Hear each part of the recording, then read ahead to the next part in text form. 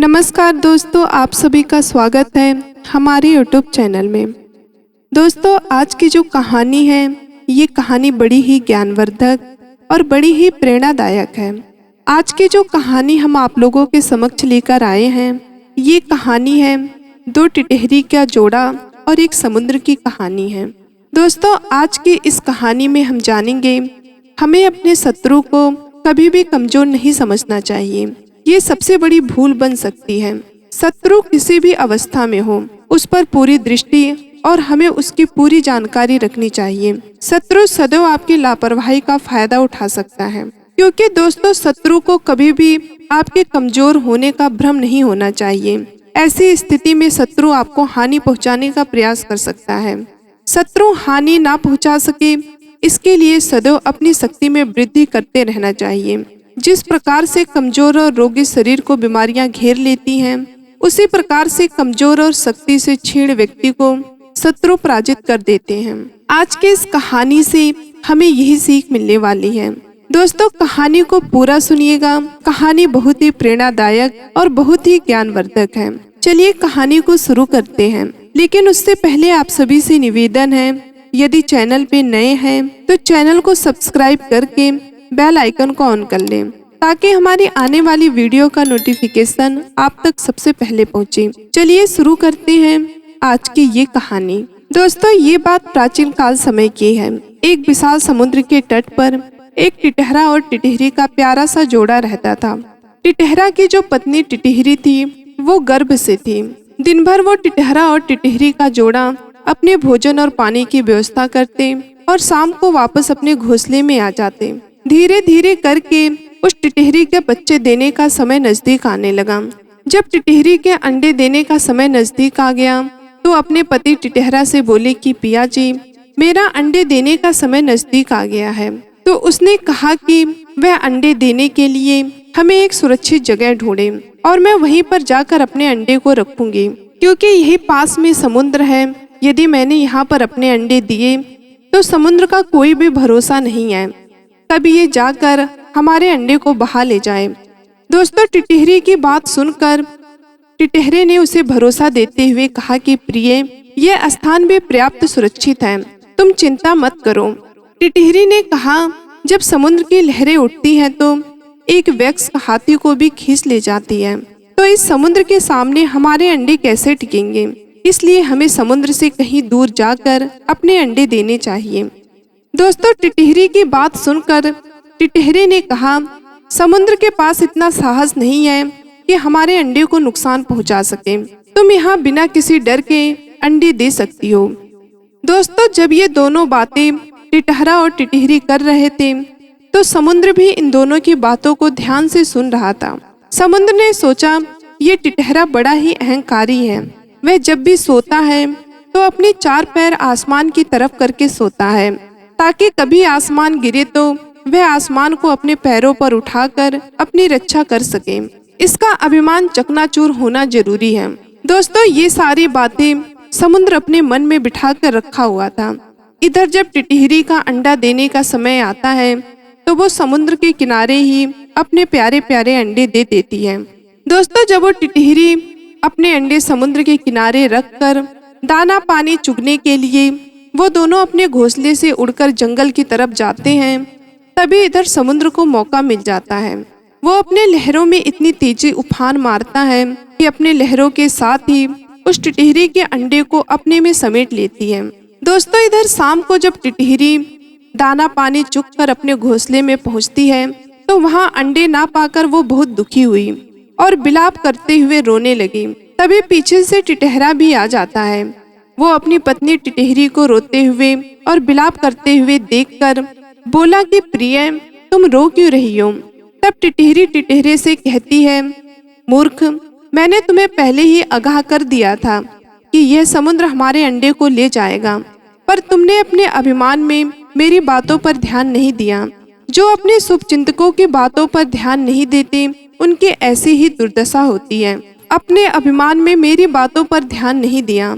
दोस्तों, कहते हैं जो अपने शुभचिंतकों की बातों पर ध्यान नहीं देते उनकी ऐसी ही दुर्दशा होती है, जैसे कि आज टिटहरे की हो रही है। बुद्धिमान वही है जो आपत्ति आने से पहले ही आपत्ति का समाधान सोच लें। जो लोग ऐसे होते हैं वो सोचते हैं कि जो होगा देखा जाएगा। जो लोग ऐसी नीति को अपनाते हैं वो शीघ्र ही नष्ट हो जाते हैं, जैसे कि आज टिटहरा नष्ट होने वाला था। दोस्तों, अपनी पत्नी की बात सुनकर टिटहरे ने टिटहरी से कहा, मैं मूर्ख और निष्कर्म नहीं हूँ। अब तुम मेरी बुद्धि का चमत्कार देखो। मैं इस समुद्र को ही सुखा दूंगा। दोस्तों, टिटहरी की बात सुनकर टिटहरी ने अपने पति से कहा कि अरे मूर्ख, हमें अपनी शक्ति देखकर ही किसी से शत्रुता करनी चाहिए। समुद्र से तेरी दुश्मनी शोभा नहीं देती। इस पर गुस्सा करने से क्या फायदा।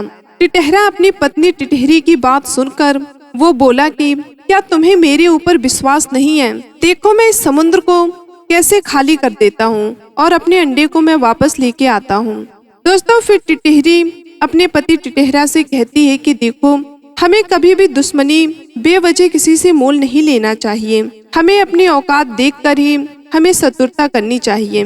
दोस्तों, टिटहरा फिर भी घमंड में अपनी चोंच से समुद्र को खाली करने की डींगे मारता रहा। तब टिटहरी ने फिर उसे समझाया कि तुम उस समुद्र को अपनी चोंच से कैसे खाली करोगे, जिसमें गंगा और यमुना जैसी सैकड़ों नदियों का जल हर समय गिरता रहता है। टिटहरा अब भी अपने हट पर अड़ा रहा। तब टिटहरी ने कहा, यदि तुमने समुद्र को सुखाने का निश्चय कर ही लिया है तो अन्य पक्षियों की सहायता लो। कई बार दो छोटे जीव मिलकर एक बड़े जीव को हरा देते हैं, जैसे कठफोड़वा और मेढक ने मिलकर हाथी को मार डाला था। टिटहरा बोला, ठीक है प्रिय, मैं तुम्हारी बात से सहमत हूँ और ये अच्छी बात है।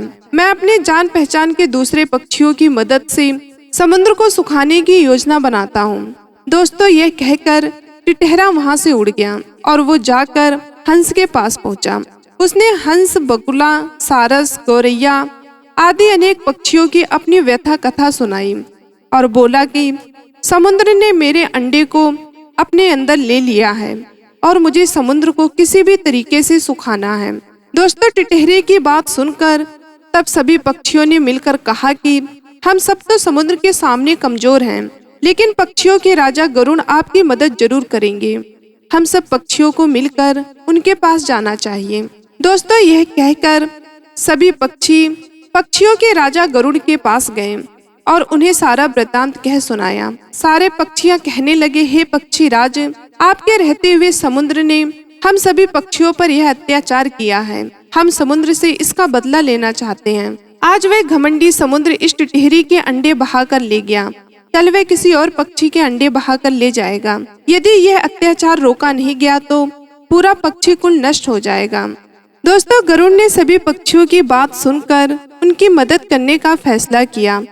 गरुड़ ने सभी पक्षियों से कहा कि हे पक्षी, मैं भी तुम्हारे साथ उस समुद्र को सुखाने में मदद करूंगा, लेकिन मेरी चोंच भी इतनी बड़ी नहीं है कि मैं समुद्र के जल को एक साथ अपनी चोंच में भर सकूं।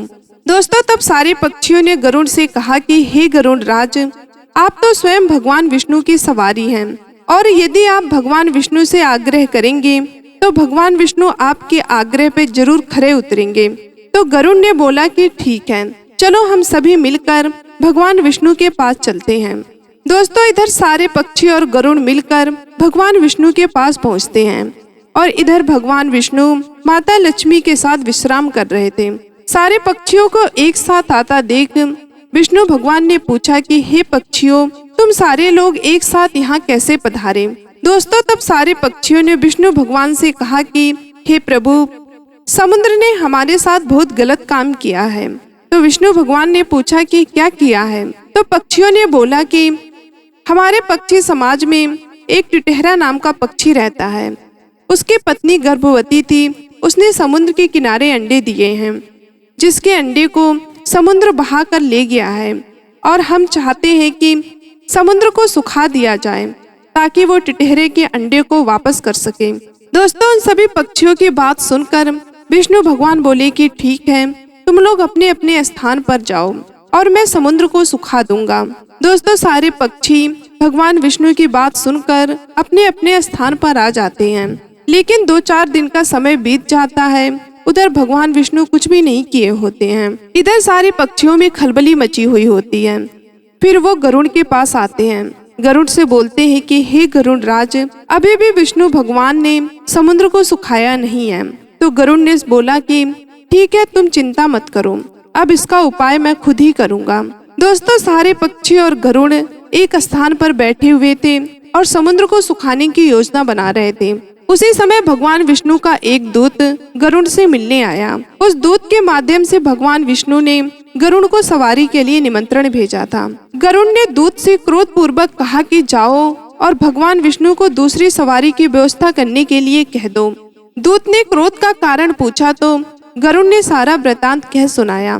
कहा कि हम सारे पक्षी मिलकर भगवान विष्णु के पास अपनी सहायता के लिए गए थे, लेकिन भगवान विष्णु ने अभी तक हमारी कोई भी सहायता नहीं करी और इसी वजह से मैं क्रोध में हूँ और इसी वजह से मैं नाराज में हूँ। तो तुम इसलिए जाओ, भगवान विष्णु से कह दो कि वो अपनी दूसरी सवारी की व्यवस्था करें। दोस्तों, दूत ने जब ये सारा वृतांत गरुड़ के मुंह से सुना तो वो वापस भगवान विष्णु के पास गए। भगवान विष्णु के पास पहुंचकर उन्होंने गरुड़ द्वारा कही हुई सारी बातों को भगवान विष्णु से बताया। दूत के मुख से गरुड़ के क्रोध की कथा सुनकर भगवान विष्णु स्वयं गरुड़ को संतावना देने उनके घर पहुँचे। भगवान विष्णु के आते ही गरुड़ ने हाथ जोड़कर कहा, प्रभु, इस समुद्र ने मेरे साथी पक्षी के अंडे चुराकर मेरा अपमान किया है। मैं इस समुद्र से अपने अपमान का बदला लेना चाहता हूँ। भगवान विष्णु ने कहा, तुम्हारा क्रोध उचित है, समुद्र को ऐसा नीच काम नहीं करना चाहिए। मैं उन अंडे को वापस समुद्र से टिटहरी तक पहुंचा दूंगा। उसके बाद हमें अमरावती भी जाना है। दोस्तों, तब भगवान विष्णु ने अपने धनुष पर अग्नि बाण चढ़ाया और समुद्र से कहा, दुष्ट समुद्र, अब वो अंडे टिटहरी को वापस दे दो, नहीं तो मैं तुम्हें पल भर में ही सुखा दूंगा। दोस्तों, भगवान विष्णु के डर से और उनके क्रोध को देखकर समुद्र ने टिटहरी को अंडे वापस दे दिए और इस तरीके से गरुड़ की वजह से सारे पक्षियों का उद्धार हुआ। दोस्तों, इस कहानी से हमें यही सीख मिलती है कि हमें किसी को कमजोर नहीं समझना चाहिए। कहते हैं, ठान लो तो असंभव भी संभव हो जाता है। इस तरीके से टिटहरा और टिटहरी पक्षी समुद्र से अपने अंडे को वापस पाते हैं।